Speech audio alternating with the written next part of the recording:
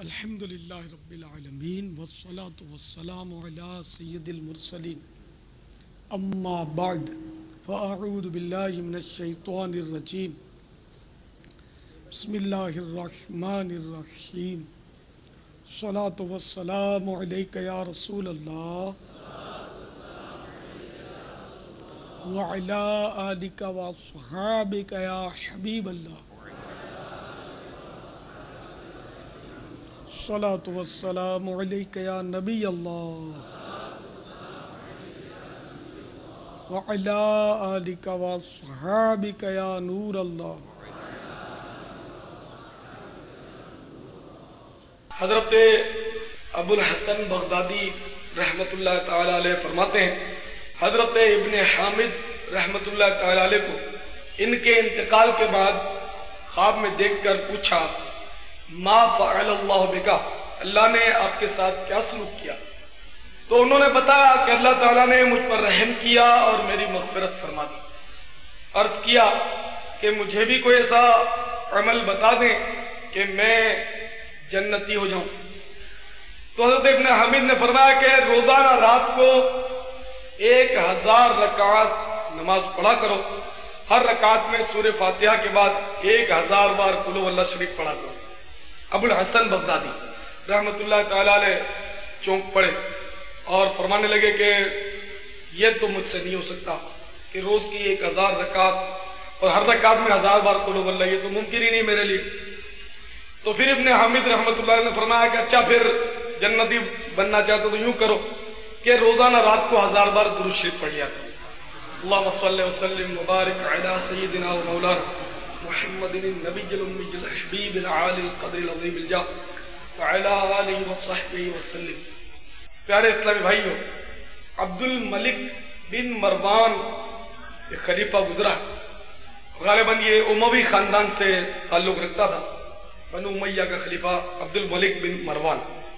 اس کے پاس ایک کفن چور حاضر ہوتا ہے، اس پر کپ کپاہٹ کھڑی ہے اور سہما ہوا ہے اور اپنی سرگزشت سناتا ہے کہ اے خلیفۃ المسلمین، میں اپنے گناہوں سے توبہ کرنے آیا ہوں اور میں نے کچھ ایسے ہولناک مناظر دیکھے ہیں کہ مجھ پر خوف طاری ہے۔ بات یہ ہے کہ میں کفن چوری کا پیشہ کیا کرتا تھا۔ ایک رات میں قبرستان گیا اور وہاں ایک قبر کو میں نے کھود ڈالا تاکہ اس کا کفن میں نکال لوں۔ میں نے جب قبر کو کھودا تو میں نے عجیب منظر دیکھا کہ مردہ جو تھا اس کا چہرہ قبلے سے پھرا ہوا تھا۔ میں گھبرا کر پلٹا کہ مجھے حاطف نے آواز دی کہ اس سے پوچھتا کیوں نہیں کہ تیرا چہرہ قبلے کی طرف سے کیوں پھر گیا، تو کیوں اس عذاب میں گرفتار ہوا؟ تو میں نے اس انجانی آواز سے کہا کہ مجھ میں اتنی سخت ہی نہیں کہ میں اس سے پوچھوں، تو بتا کیا ماجرا؟ تو پھر آواز آئی کہ یہ شخص شرابی و زانی تھا۔ پھر میں نے دوسری قبر کو کھودا تو اس قبر میں جو مردہ تھا اس کی شکل سور جیسی ہو گئی، خنزیر جیسی، اور وہ توق اور زنجیر میں بندھا ہوا تھا۔ میں گھبرا گیا اور بھاگ کھڑا ہوا۔ پھر مجھے غیب سے ایک آواز آئی کہ تو اس سے پوچھتا کیوں نہیں کہ یہ حالت کیوں کر ہوئی، اس عذاب میں کیوں گرفتار ہوا؟ تو میں نے کہا کہ تو ہی بتا۔ چنانچہ حاطف نے بتایا کہ یہ شخص جھوٹی قسمیں کھایا کرتا تھا اور رزق حرام کماتا تھا، حرام کی روزی کماتا تھا۔ پھر میں نے تیسری قبر کو کھودا تاکہ اسی سے کفن میں چوری کر لوں، تو وہاں بھی بڑا دہشت ناک منظر تھا کہ مردے کی زبان کسی نے گدی سے کھینچ نکالی تھی اور وہ آگ کی میخوں میں جکڑا ہوا تھا۔ میں بہت بری طرح گھبرایا اور سرپٹ دوڑا۔ پھر مجھے غیب سے آواز آئی کہ یہ شخص جو ہے غیبت کیا کرتا تھا، چغل خوری کی عادت تھی اور آپس میں لڑوا دیتا تھا۔ پھر میں نے ایک چوتھی قبر کھودی تو اس میں آگ روشن تھی، وہ قبر جو تھی آگ کی لپیٹ میں تھی اور مردے کو آگ کے گردوں سے مارا جا رہا تھا۔ مجھ پر ہیبت طاری ہوئی اور میں بھاگنے لگا تو غیب سے آواز آئی کہ یہ نماز روزے کی پابندی نہیں کرتا تھا۔ پھر 5ویں قبر میں نے جب کھودی تو اس میں عجیب روح پرور منظر دیکھا میں نے کہ قبر تا حد نظر وسیع ہے، بیچوں بیچ ایک عالی شان تخت بچھا ہے اور اس تخت پر ایک خوبرو نوجوان سر پر تاج سجائے بیٹھا ہے، اس کے گردا گرد حوریں اور غلمان خدمت میں مصروف ہے کہ مجھے غیب سے آواز آئی کہ یہ جوانی میں توبہ کیا کرتا تھا اور نماز روزے کا پابند تھا۔ یہ واقعہ تذکرۃ الواعظین میں نے پڑھا، شرح الصدور میں بھی کچھ فرق کے ساتھ یہ واقعہ نقل ہے، اور بھی کتابوں میں اس واقعے کو نقل کیا ہے بعض فرق کے ساتھ۔ میرے پیارے اسلامی بھائیوں، یہ کوئی افسانہ نہیں، نہ ہم یہاں افسانے سننے یا لطیفے اور چٹکلے سننے کے لیے جمع ہوتے ہیں، ہم یہاں غور کرنے کے لیے جمع ہوتے ہیں۔ یہاں پر میرے بھائیوں ہم فکر کرنے کے لیے جمع ہوتے ہیں، ہم سوچیں، ہم فکر کریں۔ آج ہم میں سے ہر ایک جو ہے اپنے آپ کو بڑا چالاک اور ہوشیار سمجھتا ہے۔ ہم سمجھتے ہیں کہ ہم بہت چالاک، ہم بہت ہوشیار۔ اس کی دلیل میں یوں دوں، اب مثال کے طور پر آپ تو اچھے لوگ ہیں، میں اپنے آپ کو ہوشیار سمجھتا ہوں، چلیے اس کی دلیل یہ ہے کہ میں اپنے آپ کو ہوشیار سمجھتا ہوں کہ اگر آپ میں سے مجھے کوئی کہہ دے کہ تو جاہل ہے، تو احمق ہے، تو میں اس کے خون کا پیاسا ہو جاؤں گا، میں اس کا دشمن ہو جاؤں گا کہ یہ مجھے احمق کہتا ہے، مجھے بے وقوف کہتا ہے، مجھے جاہل کہتا ہے، میں تو ہوشیار۔ یعنی اگر مجھے کوئی جاہل کہہ دے تو مجھے ناگوار گزرے، اس کے معنی یہ ہے کہ میں اپنے آپ کو ہوشیار سمجھتا ہوں، میں ہوں ہوشیار، تو مجھے اس نے احمق کہا کیوں؟ بات آ گئی سامنے۔ تو ہر ایک اپنے آپ کو ہوشیار سمجھتا ہے، کوئی بھی اپنے شان میں احمق اور بے وقوف سننے کے لیے تیار نہیں، اگرچہ پرلے درجے کا احمق ہو، اس کو بھی یہ گوارا نہیں ہے کوئی اس کو احمق کہہ جائے۔ میرے بھائیوں، میں آپ کو ایک مثال دوں، کسی شخص کی گرفتاری کا وارنٹ جاری ہو جائے، کسی شخص کی گرفتاری کا وارنٹ جاری ہو جائے اور اس کو سزائے موت بھی سنا دی جائے کہ اس کو گرفتار کر کے لاؤ اور اس کو مطلب سزائے موت دی جائے گی، تو کیا وہ شخص جس کی گرفتاری کا وارنٹ نکل چکا، سزائے موت اس کو اس کی غیر حاضری میں سنا دی جا چکی ہے، کیا وہ کھیل کود میں مصروف رہے گا؟ وہ کرکٹ کے میدان میں نظر آئے گا، فٹ بال اچھالتے ہوئے نظر آئے گا، یا ہاکی کا گیم کر رہا ہوگا؟ اس پر گزر کیا رہی ہوگی آپ خود اندازہ کر سکتے ہیں۔ وہ بڑا سراسیما اور خوف زدہ ہوگا، چھپتا چھپاتا پھرتا ہوگا، نہ اسے کھانا اچھا لگتا ہوگا، نہ اسے نیند آتی ہوگی، وہ بے چین بے قرار رہتا ہو۔ اگر ایسا شخص کہ جس کی گرفتاری کا وارنٹ جاری ہو جائے، سزائے موت اس کو سنا دی جائے، وہ اگر آپ اس کو کرکٹ کھیلتا ہوا دیکھ لیں، یا وہ کہیں میچ ہو رہا اور ریڈیو کان سے لگائے وہ کومنٹری سنتا ہوا مزے سے جا رہا ہو، تو آپ اس کو احمق کہیں گے یا نہیں کہیں گے؟ کہ پولیس اس کو ڈھونڈ رہی ہے اور یہ بے خطر پھر رہا ہے، ابھی ہاتھ چڑھ جائے گا ان کے۔ یہ تو تھی ایک دنیاوی مثال۔ اب اپنے اوپر سوچئے، آپ کے شہر زندگی کے کنارے پر مردوں کا لشکر پڑاؤ کیے پڑا ہے، گرفتاری کا وارنٹ جاری ہے کہ عنقریب یہ ہمارے پاس آ جائے، گرفتاری کا وارنٹ جاری ہے، فرشتے بالکل آپ کے تعاقب میں، آپ کے پیچھے لگے کہ کب اشارہ ہو اور سزائے موت دے دی جائے، وہ آپ ہوں یا میں ہوں، فرشتے تعاقب میں لگے ہوئے۔ ملک الموت عزرائیل علیہ الصلوۃ والسلام روزانہ ہر شخص کے پاس دن میں 70 بار آتے ہیں، 70 بار۔ جب اسے ہنستا ہوا پاتے ہیں کہ یہ ہنس رہا ہے، غافل ہو کر ہنس رہا، تو تعجب سے فرماتے ہیں کہ یہ عجیب آدمی ہے، میں اس کی روح قبض کرنے کے لیے آیا ہوں اور یہ ہنس رہا ہے، خوف ہی نہیں۔ ہنستا ہوا دیکھ کر تعجب کرتے ہیں۔ تو میرے اسلامی بھائیوں سوچئے، سب کے لیے سزائے موت تو سنا دی جا چکی ہے، موت برحق ہے، تو جب یہ ملک الموت ہنسنا گوارا نہیں ہے، جب یہ نماز کے اوقات میں گلیوں بازاروں میں پھرتا ہوا کاروبار میں مصروف دیکھتے ہوں گے، جب یہ ملک الموت سینما گھروں میں دیکھتے ہوں گے، جب یہ ملک الموت ٹی وی اور وی سی آر کے سامنے دیکھتے ہوں گے، جب یہ ملک الموت تاش کی گڈی کے ساتھ بری مجلس میں دیکھتے ہوں گے، جب یہ ملک الموت گالیاں بکتا، لڑتا جھگڑتا پاتے ہوں گے، اس وقت نہ جانے کیا کہتے ہیں۔ تو اب بتائیے کہ ہم میں سے کون عقل مند ہے؟ کیا وہ شخص احمق نہیں؟ کیا وہ شخص بے عقل نہیں کہ جس کی گرفتاری کا وارنٹ جاری ہو چکا، موت اس کا تحفظ کر رہی ہے، ملک الموت حکم کے منتظر ہیں، اور یہ کھیل کود میں تماشے میں لگا ہوا ہے، ہر وقت دنیا کے چکروں میں پھنسا ہوا ہے، یہ اپنے کاروبار میں مصروف ہوتا ہے، یہ اپنے کھیل تماشے میں مشغول ہوتا ہے، اور موت اس پر طاری ہو جاتی ہے، موت اس پر طاری ہو جاتی ہے، یہاں سے نیست ہو جاتا ہے۔ پھر جناب والا قبر کا پیریڈ آتا ہے، قبر کا مرحلہ آتا ہے، اور قبر کا مرحلہ بظاہر تو ہمیں کچھ بھی نظر نہیں آتا، ہم کھود کر ڈال دیتے ہیں، لیکن یہ برزخ کا معاملہ بڑا عجیب ہے، ہماری عقل میں نہیں آتا۔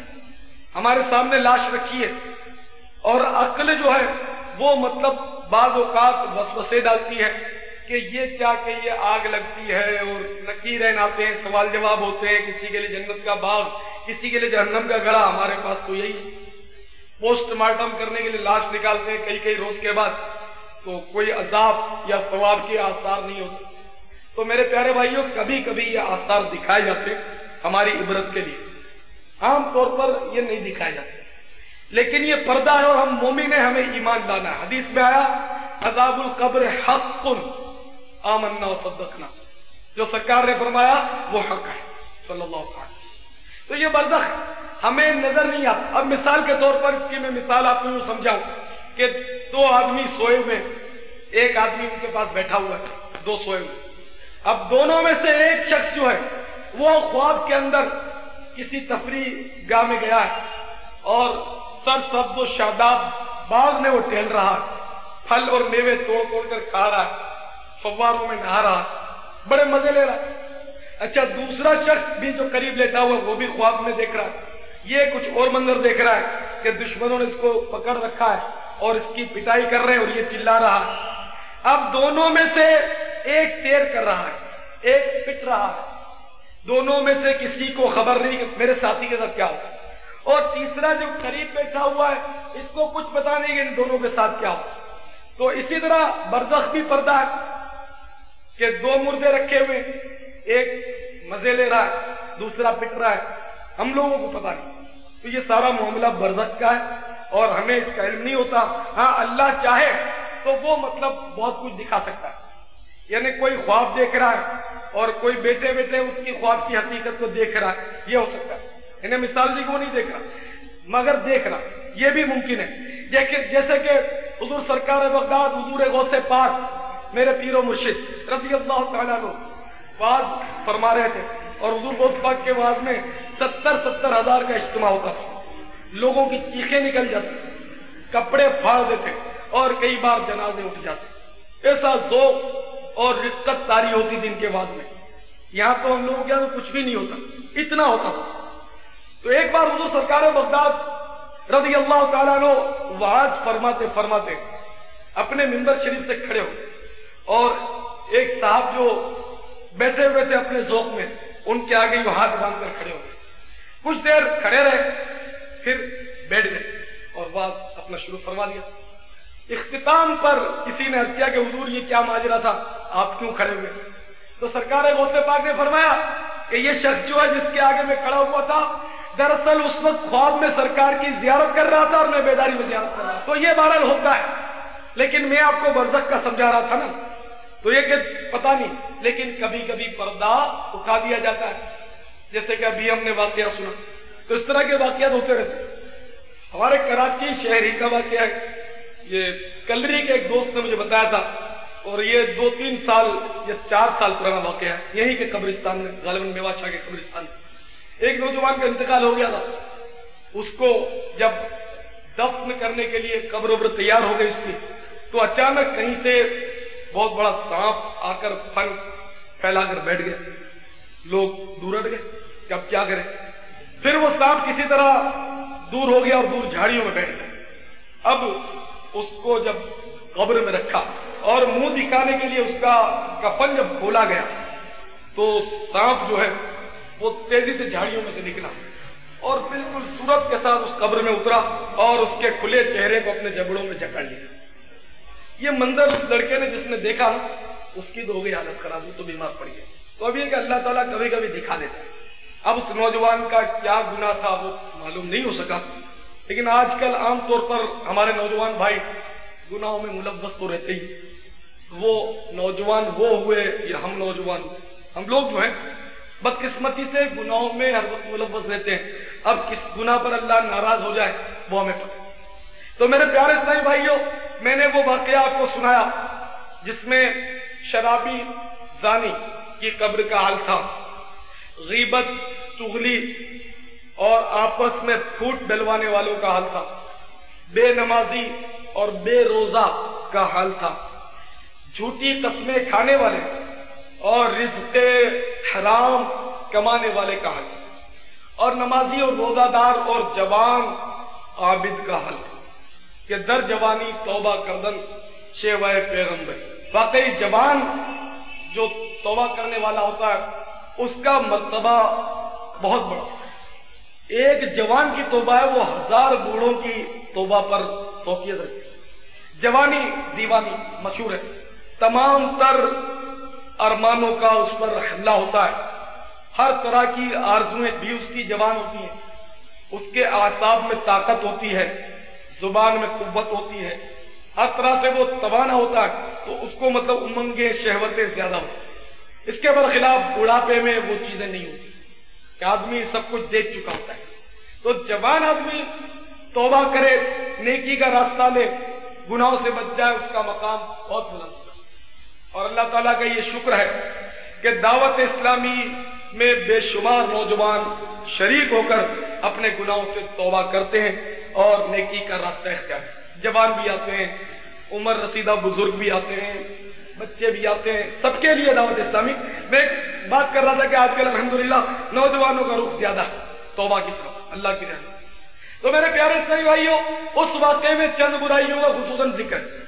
اب مثلا غیبت کرنے والے، چغل خور اور آپس میں لڑوانے والے کا حال اس قبر میں یہ بتایا گیا کہ وہ آگ کی میخوں میں جکڑا ہوا تھا، آگ کی کیلوں میں، اور اس کی زبان گویا کسی نے گدی سے کھینچ نکالی۔ ذرا تصور کرے کوئی کہ ایسے ہی اگر کوئی کیل ہمیں چبھائے، کبھی کبھی آپ کو کیل چبھی ہوگی یا پن چبھی ہوگی۔ مجھے اچھی طرح یاد ہے کہ میرے پاؤں میں بغداد شریف میں ایک پن گھس گئی، وہ جو آفس پن جو ہوتا ہے نا، وہ گھس گئی اور پونی تقریباً وہ پیوست ہو گئی پاؤں کے اندر، اور مجھے اتنی تکلیف ہوئی، میں چونک گیا، میں نے کہا ایسا کیا چبھا ہے مجھے جو اتنی شدت سے تکلیف کہ میں پھڑک گیا۔ میں نے جیسے ہی دیکھا تو پن کا سر نظر آ رہا تھا پاؤں میں کھینچا تو وہ نکلتی چلی گئی، وہ اتنی لمبی پن نکل آئی۔ تو ایک پن مجھے چبھی تو اس کا میں نے اتنا درد محسوس کیا۔ آپ نے انجیکشن ضرور کھائے ہوں گے، اس کی سوئی جو ہے وہ کتنے پیار سے کمپاؤنڈر یا ڈاکٹر جو ہے وہ پیار سے سہلا کر وہ چبھوتا ہے، لیکن اس کی دہشت سے جان نکلی جاتی ہے کہ اب چبھی کہ اب چبھی۔ اور بعض بیچارے کمزور جو ہوتے ہیں، کمزور دل کے، وہ انجیکشن لگتا دیکھتے نہیں، منہ پھراتے۔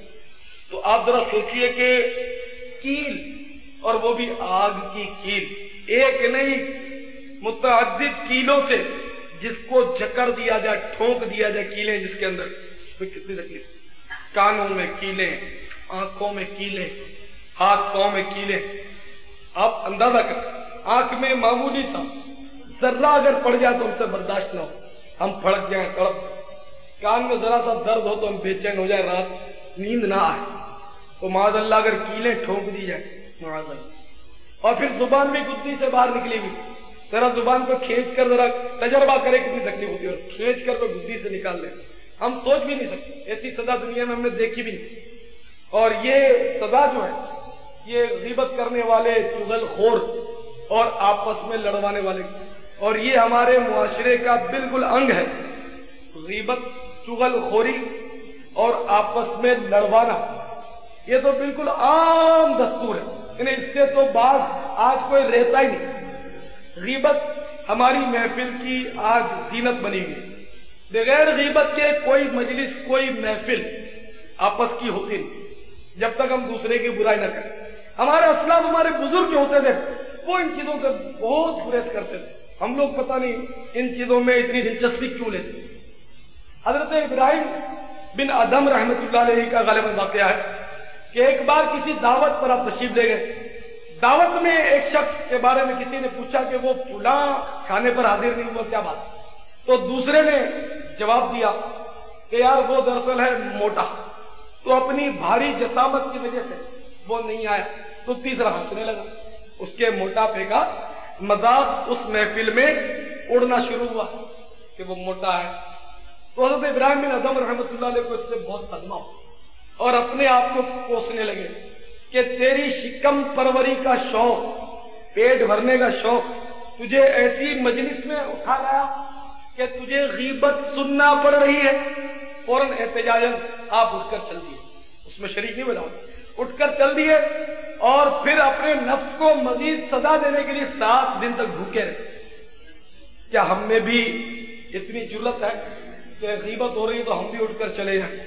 بلکہ ہم تو نہ چاہتے بھی ہاں میں ہاں ملانی پڑتی ہے. اور یہ ایسی لعنت ہے کہ اس میں بڑے بڑے پرہیزگار، کیونکہ جو ایسا کرے وہ پرہیزگار رہتا نہیں ہے، بظاہر پرہیزگار، ریش بھی ہوگی، ہمامہ بھی ہوگا، سر پر نماز کا نشان بھی ہوگا، اچھا خاصا علم بھی ہوگا، سب کچھ، لیکن یہ ایسی لعنت ہے کہ اس سے کوئی بچتا نہیں. یہ عام دیکھا جاتا ہے. غیبت تو ہونی ہوگی اور اس قدر جہالت ہے کہ اگر کوئی غیبت کرنے والے سے درخواست کر دینا کہ بھائی آپ غیبت نہ کریں، مہربانی آپ غیبت نہ کریں، تو وہ سینہ تان کے کہتا ہے کہ میاں غیبت نہیں حقیقت ہے. یعنی کہ حماقت نے بھی آج کا دور دیکھ لیا ہے. غیبت نہیں حقیقت ہے. تو اس کو یہی پتا نہیں کہ غیبت کہتے ہی حقیقت کو ہے. غیبت کہتے ہی حقیقت کو ہے. سرکار مدینہ صلی اللہ تعالی علیہ وسلم نے جب غیبت کی مذمت فرمائی تو اس وقت کسی نے عرض کیا یا رسول اللہ صلی اللہ علیہ وسلم اگر وہ برائی اس میں ہو تو، یعنی جس کے پیٹھ کے پیچھے برائی کی جائے وہ غیبت ہے. تو عرض کیا یا رسول اللہ صلی اللہ علیہ وسلم اگر وہ برائی اپنے اس بھائی میں ہو تب؟ تو سرکار نے فرمایا جبھی تو غیبت ہے کہ اس میں وہ برائی ہے. حقیقت ہے جبھی تو پیچھے سے کہیں تو غیبت ہے. اگر وہ برائی اس میں نہ ہوتی تو پھر یہ بہتان ہوتا اور جو غیبت سے بھی سخت. لیکن آج کل تو بدقسمتی سے کوئی نہیں بچتا. ذرا 2 آدمی جمع ہوئے تو تیسرے کی لگی بجھی شروع ہو، غیبت شروع. کسی کو پیچھے سے موٹا، یعنی ہے موٹا لیکن اس کو پیچھے سے موٹا کہنا یہ بھی غیبت ہے. تو اس کا مطلب یہ نہیں کہ سامنے سے کہنا جائز ہو جائے گا. سامنے کہنا بھی تو حرام ہے جبکہ اس کی دل آزاری ہوتی ہو. اب ظاہر کوئی بیچارہ موٹا ہے، اس کو اگر آپ مذاق اڑانے کے انداز میں کہیں گے وہ موٹے، وہ بھی ہنسے گا آپ کے ساتھ، کیونکہ آپ کا روب اچھا ہے تو وہ آپ کے سامنے ہنسے گا، لیکن اندر اندر وہ کڑے گا، اندر اندر وہ کڑے گا. اب وہ کہ جیسا موقع محض، اس حساب سے مطلب وہ جرم ہے. اسی طرح کوئی بیچارہ دراز قد ہے، اب جیسا بھی اللہ نے بنایا، کوئی لمبا ہے، کوئی ٹھیکنا ہے، کوئی موٹا ہے، تو یہ سب اللہ نے بنایا. اچھا تو لمبے کو آپ کہہ دو لمبا، اس کا دل دکھے گا. پیچھے سے کہو جب بھی غیبت ہے کہ اس میں یہ عیب ہے. کسی کو کانا کہہ دو اگر کہ وہ کانا ہے، یہ ہے دراصل غیبت. اور ظاہر کسی میں عیب ہے، اس کو اگر پیچھے سے ہم کہیں گے تو اس کا دل دکھے گا. یہ ہو سکتا ہے کہ بعض اوقات اگر سامنے سے کہا جائے تو اس کا دل نہ بھی دکھے. جیسے تعلقات، جیسے باپ اپنے چھوٹے سے بیٹے کو موٹے پیار سے کہہ دے، ہو سکتا ہے اس کا دل نہ دکھے. استاد اپنے شاگرد کو پیار سے موٹا کہہ دے تو ہو سکتا ہے اس کا دل نہ دکھے. لیکن یہ کہ عام طور پر اس معاشرے میں اس طرح کہنے سے دل دکھتا ہے. تو ایسی بات زبان پر لائی کیوں جائے جس سے اگلے کا دل دکھے، اور پیچھے سے کریں تو غیبت کہلائے. یہاں تک کہ اس کی سواری کا اگر تذکرہ کریں اس میں جو خامی ہے، یار اس کی سواری سست ہے، اس کی کار کھٹاڑا ہے، لوگ ہوتے ہیں کنڈم کار ہے اس کی. اب وہ بیچارہ اپنے زوم میں اپنی کار کو بہت اچھی سمجھتا ہے، سبک رفتار، اور آپ پیچھے سے کہتے ہیں کہ یار یہ سے کھٹاڑا، ہو سکتا ہے اس کا دل دکھ جائے. اس کی سائیکل کو آپ کہتے ہیں کھچڑ، اور وہ اپنی سائیکل کو اچھی سمجھتا ہو. تو اس طرح مطلب ہے کہ دل دکھ جاتا ہے اور غیبت سرزد ہو جاتی ہے اور ہمیں اس کا پتہ بھی نہیں چلتا. تو اللہ کرے کہ ہم اس غیبت سے بچیں. اس طرح چغلی عام، بالکل عام. چغلی کی تعریف کیا؟ ایک کی بات دوسرے کو پہنچا دینا، یہ ہے دراصل چغلی. اب مثلا میں نے کسی کی کوئی بات چلی ہلکی کہہ دی، یار یہ ایسا ہے ویسا، جرم تو کیا میں نے چلو، لیکن آپ نے یہ بات سن تو لی. اور غیبت جہاں کرنا گناہ ہے، سننا بھی ویسا ہی گناہ ہے. غیبت کو سننا بھی گناہ ہے. یا تو اس کو روک دے، لیکن اس دور میں روکنا مشکل ہے. وہ کہہ دے گا کہ حقیقت ہے، وہ مانے گا تو نہیں اور شے میں آ جائے گا. تو اس طرح مطلب یہ بہت سخت مجرم ہو جائے گا جو ایسا کہے کہ حقیقت ہے. تو کہنا تو بڑا دشوار ہے. اہل علم ہے تو اس کو کہہ دیا تو کوئی بات نہیں کہ یہ سمجھتا ہے، مان جائے گا. ورنہ یہ کہ جب کوئی غیبت کر رہا ہو تو اپنی طرف سے بھی صورت ہونی چاہیے کہ نو لفٹ، ناگواری کے آثار چہرے پر پیدا کرے، ادھر ادھر دیکھنے لگے، بات کو پلٹنے کی کوشش کرے اور پلٹنے میں کامیاب بھی ہوئی. تو اس طرح مطلب گناہ سے بچا جا سکتا ہے. خیر، تو میں نے کہہ دی کسی کی ایسے 19 بات کہہ دی، آپ نے سن لی تو میں نے غیبت کی، گناہگار ہوا. آپ سننے کے گناہگار ہوئے، سنی بھی نہ. پھر آپ نے جس کے بارے میں نے کہی تھی اس کو پھونکایا. عام طور پر ہمارے یہاں ہوتا ہے کہ اگر کسی کے بارے میں کوئی بات کہہ بھی دی جائے تو وہ مطلب اس کا پیٹ چڑھ جاتا ہے، وہ بے قرار ہو جاتا ہے. یعنی کسی طرح بات پہنچانی ضرور ہے. اور پھر ستم والا ستم یہ ہوتا ہے کہ بات کو پھر مزید مرچ مسالہ لگا کر بنا سجا کر اس کے آگے پیش کیا جاتا ہے کہ تیرے بارے میں تو اس نے اتنوں کہا، تیرے بارے میں تو یہ بھی کہا، تجھے ایسا بھی کہا. اچھا ایسی بات کہی میرے ساتھ؟ اچھا، ارے میں اس کو جانتا ہوں، اس کی سارے خاندان کو جانتا ہوں، یہ کون سا اچھا؟ تو اس نے بھی میرے بارے میں تھوڑی بھڑاس نکالی. تو آپ نے بڑی شرافت سے وہ سن کر میرے پاس وہ بنڈل پیش کر دیا کہ آپ کے بارے میں اس نے یہ کہا. آپ صبر کر لیتے، اسے نہ پہنچا دے کہ آپ سننے کے گناہگار بھی ہوئے اور ساتھ ساتھ پہنچانے کے گناہگار بھی، اور یہ پہنچانا چغلی ہے. پھر دونوں میں لڑائی چھن گئی. اور بدقسمتی سے آج کل چغلی بہت عام ہے. اللہ تعالیٰ ہمارے حال پر رحم فرمائے. بس اتنا ہی ہے کہ اللہ رحم فرمائے، ورنہ ایمانداری کی بات ہے اتنا اس معاشرے میں چغل خوری، غیبت، ہماری زبان درازی جو ہر وقت بک بک بک بک ہم لوگ کرتے رہتے، اس کی وجہ سے ہمارے معاشرے میں جو تباہی اور بربادی مچی ہوئی ہے وہ ہم سب پر آشکار ہے، ہم سب پر ظاہر. تو جو اس طرح لڑواتا ہے، چغلی کھاتا ہے، غیبت کرتا ہے، قبر میں اس کا عذاب. اس شخص نے یہ دیکھا کہ اس کی زبان گدی سے کھینچ لی گئی ہے اور آگ کی میخوں سے وہ جکڑا ہوا ہے، اور آخرت کا عذاب تو بھی باقی ہے. جھوٹی قسمیں کھانا، رزق حرام کمانا، اس کا عذاب بھی دیکھا کہ سور کی طرح اس کا چہرہ ہو گیا اور اسے توق اور زنجیر میں جکڑا ہوا. توق گلے میں ڈالا، پھندا، توق مانے پھندا، اور زنجیروں میں اس کو بھی جکڑا ہوا.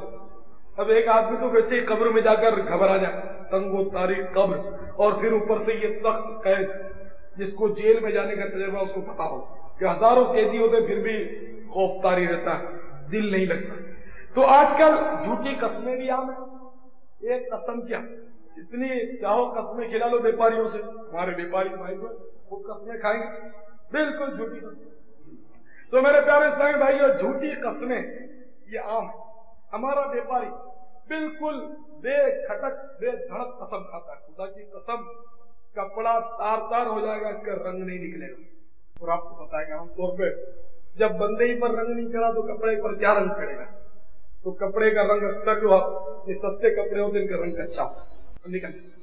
حالانکہ یہ بھی کہہ دیا جا سکتا تھا کہ رنگ کچا ہے، پکا ہے، جو کچھ ہے آپ کے سامنے ہے، یا اس کی صحیح سی حقیقت بیان کر دی جائے کہ میں اگر قسم کھا کر کہہ دوں گا تو آپ کو اعتبار آ جائے گا، لیکن جیسی قیمت ہے ویسا کا رنگ. عام طور پہ سستے کپڑوں پہ رنگ کچا ہوتا ہے. تو اس طرح مطلب ہے کہ نقص اور عیب بتا دیا جائے تو اس میں برکت بھی ہوتی ہے اور عذاب سے نجات بھی ہوتی ہے. لیکن اب کریں کیا؟ ہم کو کھانے کی عادت پڑ گئی، ٹر نبالے، روکھی سوکھی میں گزارا نہیں. حرام روزی میں مزہ بہت ہے. حرام روزی کی وجہ سے ہمیں بنگلہ ملتا ہے، حرام روزی کی وجہ سے ہمیں ایئر کنڈیشنر ملتا ہے، حرام کی روزی کی وجہ سے ہمیں طرح طرح کا فرنیچر ملتا ہے، اور حلال روزی میں یہ مشکل ہو گیا، کیونکہ اس دور میں حلال روزی کمانا یہ بہت بڑی بات، اصول تجارت اول تو کسی کو معلوم نہیں ہوتی، وہ جیسے تیسے بس گزارا ہوگا، اللہ تعالیٰ پناہ میں رکھے، یعنی کہ بالکل ہائی لیول پر مطلب خرابیاں ہیں اوپر سے نیچے تک۔ اور اس دور میں بغیر جھوٹ بولے، رشوت دیے، بغیر ٹیکس کی چوری کیے بندہ مالدار نہیں ہو سکتا، بندہ مالدار نہیں ہو سکتا۔ میں تو اس مزدور کو خوش نصیب سمجھتا ہوں کہ جو پسینہ بہا کر اپنی روٹی پیدا کرتا ہے، جبکہ اسے جھوٹ بولنے کی عادت نہ ہو۔ مزدور بھی جھوٹ بولتے ہیں، گدا گاڑی والے، ریل گاڑی والے، جو بھی مطلب گاڑی ہے وہ بھی اکثر جھوٹ بہت بولتے ہیں۔ اول تو ٹھہراتے کم ہے، سیٹ صاحب آپ کی جو مرضی میں دے دو، اور آپ بھی بھول پن میں آ گئے، اس کے اوپر بھروسہ کر دیا، پھر پہنچا دیا، پھر وہ اکڑ جاتا ہے، پسینہ بہا کر دکھاتا اس کو، گرمی ہے، فلاں ہے، اتنا ہوگا، 25 روپے کرایہ ہوگا، آپ نے سوچا تھا کہ 15 ٹھیک ہے واجبی 15 دے دیں، اور وہ پھر اکڑ کے کھڑا ہو جاتا۔ تو ویسے بھی جو بھی کام اجرت پر جب بھی کرائیں تو طے کرنا ضروری ہے، بغیر طے کیے ناجائز ہے، یہ آپ سمجھیں، دونوں طرف ناجائز۔ اگر طے کرائے بغیر کسی کو اجرت دے دی آپ نے تو بھی گناہ ہوا، اور اس نے لے لی تو اس کے حق میں یہ خبیث ہے، صدقہ کرنا واجب ہے، وہ کھا نہیں سکتا ہے، یہ اصول آپ یاد رکھیں۔ ہاں جس کی طے ہے اجرت، پتہ ہی ہے کہ صاحب یہاں مرغیاں ذبح ہو رہی ہے، روپیہ فی مرغی اجرت ہے، لکھا ہوا ہے، پتہ ہے، تو پھر تو کوئی حرج نہیں۔ لیکن جب پتہ نہیں ہے، تب بقرعید ہے، بقرعید آ گئی تو بکرے ذبح کرنے کی اجرت طے نہیں ہوتی، جیسا بکرا کوئی مطلب چھوٹا ہوتا ہے، کوئی پہاڑی ہوتا ہے، تو اس کے حساب سے تو ٹھیک ہے یار، جو انصاف سے آپ دے دینا، سیٹ صاحب کر کے اس کو ماری کل دی، اور پھر 350 لاؤ، اور آپ نے سوچا تھا کہ 150 میں کام نبٹ جائے، پھر وہ لڑائی جھگڑا شروع ہو۔ ثابت ہے وہاں طے کرنا لازمی، بغیر طے کیے گناہ، دونوں گناہگار ہوں گے، اور اس کے حق میں یہ اجرت خبیث ہوگی، وہ اس کو کھا نہیں سکتا۔ تو آج کل ہمارے مزدور بھائی سب کے سب عام طور پہ اپنی اجرت کو ناجائز کر ڈالتے ہیں، اور یہ بہت بڑی بات ہے۔ تو اس لیے آپ بھی طے کر دیا کریں، اور اگر آپ مزدوری کرتے ہیں، کسی قسم کی اجرت پر آپ محنت مزدوری کرتے ہیں تو ہمیشہ طے کر دیا کریں، جبکہ آپ کو پتا ہے کہ یہ مجھے دے گا، اس کو پتا ہے کہ یہ لے گا، تو یہ مطلب ثابت ہوا اجرت۔ تو اس طرح مطلب یہ کہ ضروری ہے، تو خواہ خواہ لوگ مطلب اپنی مزدوری ہے، اپنی روزی کو حرام کر رہے تھے۔ اس کے علاوہ اسی قسم کے بے شمار مطلب اصول ہیں تجارت کے جو ہم لوگ نہیں جانتے، اور اس کی وجہ سے ہماری روزی حرام ہو جاتی ہے اور ہمیں اس کا علم تک نہیں ہوتا۔ اور جھوٹ تو توبہ، اس قدر ہمارے یہاں جھوٹ کی ملاوٹ ہوتی ہے کہ توبہ تو، حالانکہ سچی قسمیں بھی کھانا منع، یعنی مال بیچتے وقت جو سچی قسمیں کھائی جاتی نا وہ بھی منع، اور یہ مطلب ہمیں درس دیا گیا کہ روزانہ کچھ نہ کچھ صدقہ کر دیا کرو، جو تاجر ہے اس کو یہ درس دیا گیا کہ روزانہ کچھ نہ کچھ وہ صدقہ کر دے تاکہ جو زائد سچی قسمیں کھا لی گئی اس کا کفارہ ہو۔ تو جھوٹی قسمیں تو توبہ توبہ، اور جھوٹ تو میرے پیارے اسلامی بھائیوں، رزق حرام کا ایک لقمہ پیٹ میں چلا جائے تو 40 دن کی عبادت برباد ہو جاتی، 40 دن تک اس کی کوئی دعا قبول نہیں ہوتی، اور جب تک وہ حرام کا لقمہ اس کھانے والے کے پیٹ میں رہتا ہے اس پر لعنت برستی رہتی ہے، اس حال میں کہ وہ لقمہ اس کے پیٹ میں موجود ہے، اگر یہ مر گیا تو جہنم میں داخل کر دیا جائے گا، نعوذ باللہ من ذالک۔ اور آج بڑا مزہ لے لے کر حرام کھایا جاتا ہے، سود، رشوت، ہر چیز مطلب دیکھ لیجیے۔ اللہ تعالیٰ ہمارے حال پر رہے، اللہ تعالیٰ بس کرم فرمائے، ہمیں تھوڑا ملے لیکن حلال کا دے۔ رزق حلال کمانا بہت بڑا ثواب ہے۔ حضرت اوزائی نے سیدنا ابراہیم بن ادم رحمۃ اللہ تعالی علیہ کو ایک بار دیکھا کہ لکڑیوں کا گٹھا سر پر لیے جا رہے، لکڑیاں کاٹ کاٹ کے آپ بیچتے تھے، تو لکڑیوں کا گٹھا سر پہ اٹھا کر جا رہے، تو حضرت اوزائی کو ترس آیا کہ اتنے بڑے ولی اللہ ہیں، بزرگ ہیں، آپ کو مشورہ دیا کہ حضرت آپ کے تو عقیدت مند بہت ہیں، آپ کے چاہنے والے تو بہت ہیں، آپ کیوں اتنی محنت کرتے ہیں، اتنی مشقت کرتے ہیں؟ آپ کے مریدین، آپ کے معتقدین بخوشی آپ کے اخراجات برداشت کر لیں گے، اپنی سعادت سمجھتے ہوئے وہ آپ کی خدمت کر دیا کریں، آپ کیوں محنت کرتے ہیں؟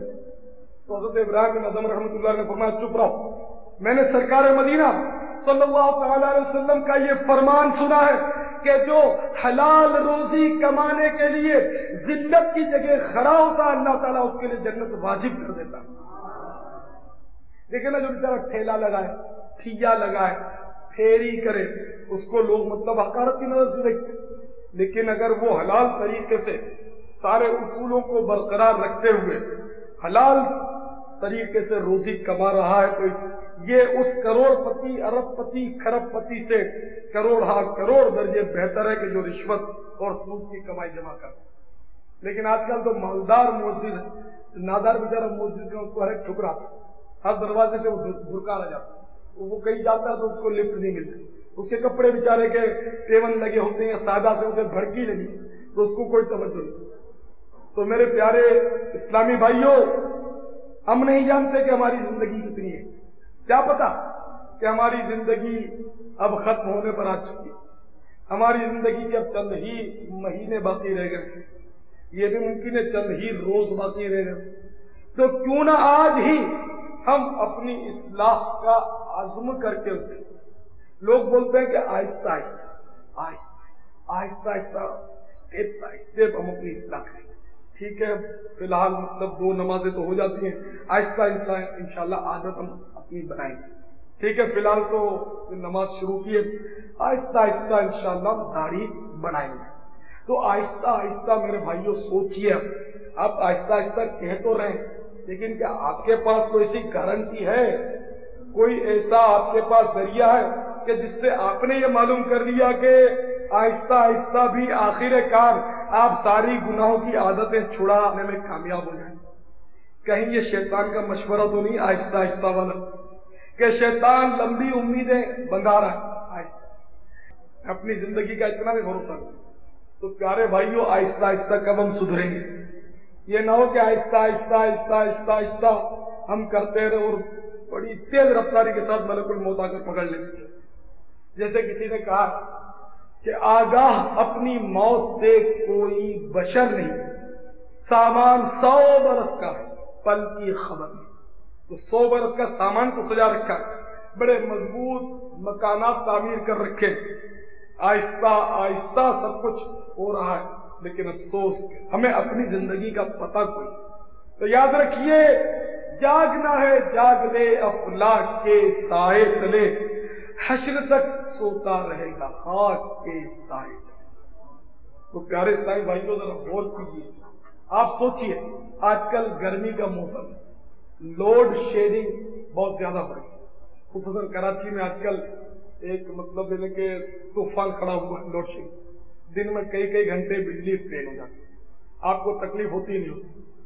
اس وقت گرمی کا موسم, آپ کو ہوا صحیح آ رہی ہوگی, مجھے ہوا صحیح نہیں آ رہی, یہ میری کمزوری ہے, یا مجھ میں برداشت نہیں قوت کی گرمی, مجھے پسینے آ رہے ہیں, مجھے تپش لگ رہی ہے, اور مجھے محسوس ہو رہا ہے کہ مجھے گرمی سے تکلیف. اور یہ اگر پنکھے بند ہو جائیں اور پھر میں بیان کروں تو پھر مجھے کتنی تکلیف, کیونکہ جب آدمی بولتا ہے سننے والا تو سن دیتا ہے خالی, لیکن بولنے والے کو بڑی تھکن لگتی ہے, پورا اس کے خون کا بڑھ جاتا ہے, مطلب دوران جو ہے بڑھ جاتا ہے اور پورا زور لگتا ہے, تو اس کو محنت پڑتی ہے, تو پسینے آتے ہیں, وہ تھکن لگتی ہے اس کو. تو یہ کہ اگر یہ بند ہو جائے تو ابھی میں پریشان ہو جاؤں, شاید بیان ختم کر کے بیٹھ گئی ہوں. تو جب بجلی فیل ہو جاتی ہے, آپ کو کتنی تکلیف ہوتی ہے, مجھے کتنی تکلیف ہوتی ہے. ہم سو نہیں, پسینے کے ریلے جا رہے ہیں. حالانکہ دوڑ کر اگر چھت پر چڑھ جائیں تو گنجائش ہوتی ہے, بعضوں کا کہیں ادھر ادھر نکل جائیں تو گنجائش ہوتی ہے, لیکن تھوڑی دیر بجلی فیل ہو جاتی ہے, ہم بے چین ہو جاتے ہیں. تو ذرا سوچئے, قبر میں کون بلب لگائے گا, قبر میں کون پنکھا لگائے گا؟ اے ایئر کنڈیشنڈ روم میں رہنے والوں, آپ کی قبر ایئر کنڈیشنڈ تھوڑی ہی ہوگی.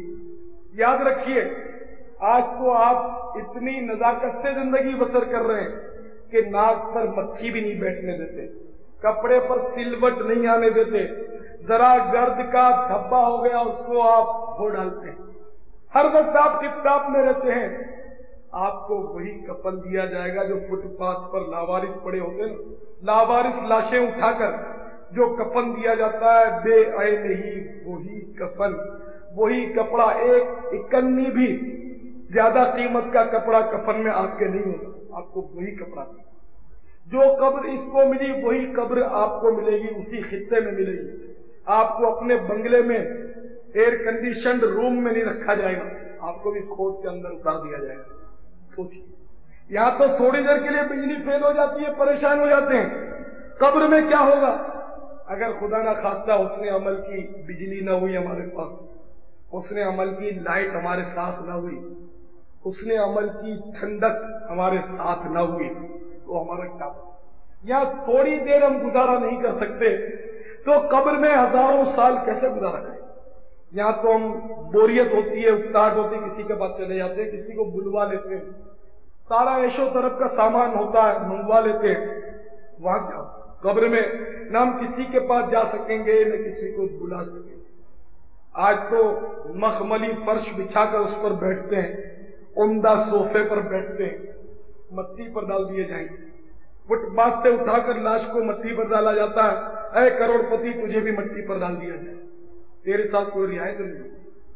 تو میرے پیارے اسلامی بھائیوں، ہم خود سوچیں، ہم فکر کریں کہ کب تک ہم ان کھیل تماشوں میں رہیں گے، کب تک ہم گناہوں میں پڑے رہیں گے، کب تک ہم مسجدوں کی طرف نہیں آئیں گے، کب تک ہم اپنی اصلاح کا سامان نہیں کریں گے۔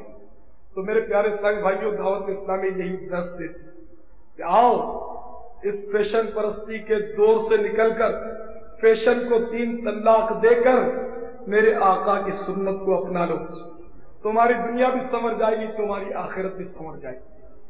اگر یہ بات سمجھ میں آتی ہے تو آپ سمجھدار ہیں، اگر یہ بات سمجھ میں نہیں آتی تو چاہے کوئی اپنے آپ کو کتنا بھی سمجھدار سمجھے وہ نہ سمجھے، اس کی ناسمجھی کا پتہ جیسے ہی آنکھ بند ہوگی حقیقی آنکھ کھل جائے گی، پھر پتہ چلے گا کہ ہاں واقعی ہم آتش پرستوں جیسا چہرہ بناتے تھے، ہم نت نئے فیشن اپناتے تھے، آج پھنس گئے، افسوس آج پھنس گئے۔ تو میرے پیارے اسلامی بھائیوں، ہمیں افسوس کا مقام آئے، افسوس کا موقع اس سے پہلے کیوں نہ ہم آتش پرستوں جیسی صورت ختم کر کے مصطفیٰ جیسی نورانی شکل بنا لیں، نہ مصطفیٰ کی صلی اللہ تعالی علیہ وسلم پیاری سنت چہرے پر آراستہ کر دیں، امامہ ہم سر پہ سجا لیں، کافروں کی طرح ننگے سر گھومنے کے بجائے ہم سرکار کی سنت اپنے سر پر کیوں نہ سجائیں، کالر والے لباس پہننے کے بجائے ہم مسلمانی لباس، آدھی پندلی تک کرتا، دامن چاک، ایک بالش آستین، ایسا سنت کے مطابق ہم لباس کیوں نہ پہنیں جو اللہ کے غضب میں، کہ جن کے بارے میں فرمایا، جیسے ایک شخص کے بارے میں حدیث میں آیا کہ ایک شخص تکبر سے اپنا تہبند گھسیٹ رہا تھا تو وہ زمین میں دھسا دیا گیا، قیامت تک دھستا رہے گا۔ تو ٹخنے سے نیچے جو پہنتے تکبر سے پاجامہ، شلوار، تہبند، ان کے بارے میں یہ لمحہ فکریہ ہے۔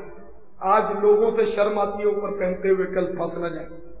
تو کیوں نہ ہم انگریزی فیشن کو 3 طلاق دے کر پیارے مصطفیٰ صلی اللہ تعالی علیہ وسلم کی سنت کو اپنائیں اور اپنے پائچے ٹخنوں سے اوپر رکھا کریں۔ ایسی بے شمار سنتیں کہ جو آج بدقسمتی سے ہم سے چھوٹ گئی۔ ہم یہاں آتے رہیں گے، ملتے رہیں گے، جلتے رہیں گے، سنتیں انشاءاللہ سیکھتے چلے جائیں گے، مگر یہ کہ ہم آئیں گے تو سیکھیں گے۔ طالب علم اگر گھر بیٹھا رہے تو وہ کسی قسم کی تعلیم حاصل نہیں کر سکتا، کتابیں اس کو دے بھی دی جائیں جب بھی وہ تعلیم حاصل نہیں کر سکتا جب تک اسے کوئی سمجھانے والا نہ ہو۔ تو یہاں ہم ایک دوسرے کو سمجھاتے ہیں، ہم سمجھتے ہیں، سمجھاتے ہیں، یہ ماحول ہے، تو یہاں آنا آپ کے لیے ضروری ہے۔ انشاءاللہ آپ آتے رہیں گے تو آپ کی ڈگری بنتی رہے گی الحمدللہ۔ یہاں بے شمار لوگ ایسے آئے جو پہلے کہاں تھے، بگڑے ہوئے تھے، جیب پترے تھے، ڈکیتیاں کرتے تھے، پتہ نہیں کیا کیا کرتے تھے، آج اللہ کا فضل سر پہ امامہ سجائے، داڑھی چہرے پر سجائے، تبلیغ کرتے ہیں، سنتیں بیان کرتے ہیں۔ تو اللہ کا فضل یہ پاکیزہ ماحول ہے، آپ سے ڈھکا چھپا نہیں۔ تو میں آپ سے التجا کرتا ہوں کہ یہاں پابندی سے تشریف لایا کریں اور جلدی جلدی آ جایا کریں، دل لگا کر اسے سنا کریں۔ تو میں امید کرتا ہوں کہ آپ ہمیشہ جس طرح آتے رہتے ہیں پابندی سے آتے رہیں، آپ نہ صرف خود آئیں بلکہ دوسروں کو بھی لایا کریں۔ حدیث پاک میں ہے کہ تم میں سے وہ شخص مومن نہیں کہ جو بات اپنے لیے پسند کرتا ہے وہ اپنے دوسرے بھائی کے لیے پسند نہ کرے. تو آپ اس اجتماع میں آنا پسند کرتے ہیں جبھی تو آئیں گے. کوئی دھونس دھمکی آپ کو یہاں نہیں لائی, کوئی لالچ نہیں لایا, ہم کوئی رقم آپ کو نہیں بانٹیں گے, ہم تو شیرینی بھی آپ کو نہیں دیں گے. صرف آپ کو سنتوں کی محبت یہاں کھینچ لائی. تو آپ یہاں آنا پسند کرتے ہیں الحمدللہ. تو اپنے دوسرے بھائیوں کے لیے یہ بات آپ کیوں پسند نہیں کرتے کہ جس طرح آپ سنتیں سیکھتے ہیں, آپ کو سرکار کی محبت کا یہاں جام ملتا ہے, مدینے کی باتیں یہاں آپ کو ملتی ہیں, سوز ملتا ہے, گداز ملتا ہے, تو آپ دوسروں کے لیے یہ باتیں کیوں پسند نہیں کرتے؟ میری سمجھ نہیں ہے. سب کو نہیں کہتا, لیکن جس کو کہتا ہوں, جو نہیں کہتا میں اس کو کہتا ہوں, وہ سمجھ لے کہ مجھے کہا جائے. تو آپ مہربانی کر کے دعوت دیا ہے. میں نے آپ کو بارہا یہ مشورہ دیا کہ جہاں دوسرے اپنے اوراد رکھتے ہیں, وظائف رکھتے ہیں, مشاغل رکھتے ہیں, ایک وظیفہ یہ بھی کر لیں کہ روزانہ کم از کم ایک اسلامی بھائی کو اجتماع کی دعوت ضرور دیا کریں. بھائی آپ پورے ہفتے میں اگر 7 اسلامی بھائیوں کو دعوت دیں گے تو ایک آدھ تو آپ کی دعوت پر آ ہی جائے. تو اس طرح ہر بھائی ہمارا ایک اسلامی بھائی کو یہاں لے کر آئے اجتماع میں. ہر بھائی صرف ایک کو لائے, لیکن آپ لوگ دعوت نہیں دیتے, میرے کو یہ اچھا. تو دیکھیے سرکار کا ارشاد کہ تم میں سے وہ شخص مومن اس وقت تک نہیں ہو سکتا کہ جو بات اپنے لیے پسند کرتا ہے وہ دوسروں کے لیے پسند نہ کرے. آپ نے سب نے ہاتھ اٹھا دی کہ ہم کو یہ اجتماع پسند ہے, لیکن آپ دوسروں کے لیے, میں الزام نہیں لگاتا کہ آپ دوسروں کے لیے پسند نہیں کرتے, آپ دوسروں کے لیے ضرور پسند کرتے ہیں, لیکن آپ دوسروں کو لانے کی کوشش نہیں کرتے. تو ذرا سرگرم عمل ہو جائیں. یہ بہت بڑی اللہ کی نعمت ہے. یہاں اللہ کی رحمتیں سرکار کے صدقے میں. تو یہاں مہربانی کر کے دوسروں کو محروم نہ چھوڑیں, اپنے بھائیوں کو, اپنے دوستوں کو, اپنے عزیزوں کو, اپنے رشتہ داروں کو. آپ بیٹے ہیں تو اپنے ابا کو, آپ ابا ہیں تو اپنے بیٹے کو, ہر ایک کو یہاں لایا کریں. سب کو مطلب اس کا فیض ملنا چاہیے, سب کو سنتیں سیکھنے کو ملے. میں امید کرتا ہوں کہ آئندہ آپ سب کے سب روزانہ کم از کم ایک کو ضرور دعوت دیں گے. ایک دن بھول گئے تو دوسرے دن اس کی قضا کر کے 2 کو دعوت دے دیں. 2 دن بھول گئے تو تیسرے دن 3 کو دعوت دے دیں. چلیے ہفتے میں ایک بار 7 کو آپ دعوت دیں. انہیں کسی طرح یومیہ 1 ہو جانی چاہیے ایوریج, ٹھیک ہے نا. انشاءاللہ میں امید کرتا ہوں کہ آپ اس طرح دعوت دیتے رہیں گے اور انشاءاللہ یہ کام بڑھتا چلا جائے گا, بڑھتا چلا جائے گا, بڑھتا چلا جائے گا, اور اس طرح مزید بڑھتے بڑھتے بڑھتے بڑھتے پوری دنیا میں انشاءاللہ دعوت اسلامی کا پرچم لہرائے گا انشاءاللہ. اللہ تعالی ہم سب کو پیارے حبیب صلی اللہ تعالی علیہ وسلم کی سنت پر عمل کرنے کی توفیق عطا فرمائے. صلو علی الحبیب صلی اللہ تعالی علی محمد. مجھے اپنی اور ساری دنیا کے لوگوں کی اصلاح کی کوشش کرنی ہے.